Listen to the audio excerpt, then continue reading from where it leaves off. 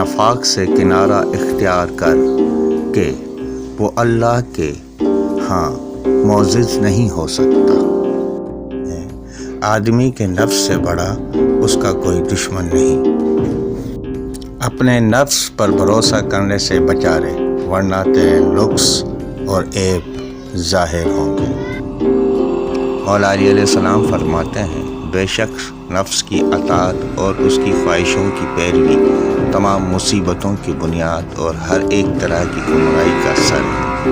مولا علی علیہ السلام فرماتے ہیں، جب آدمی اپنے نفس سے خوش ہوتا ہے تو پروردگار اس سے ناخوش ہوتا ہے۔ مولا علی علیہ السلام فرماتے ہیں، اپنے نفس کے ساتھ جہاد کرنا نہایت افضل جہاد ہے۔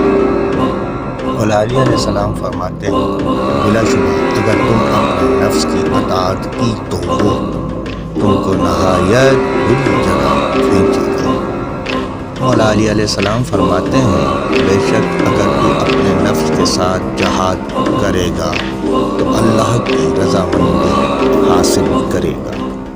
مولا علی علیہ السلام فرماتے ہیں، بے شک نفس کا مجاہدہ اس کو گناہوں سے روکنا اور اسے ہلاکت سے بچاتا ہے۔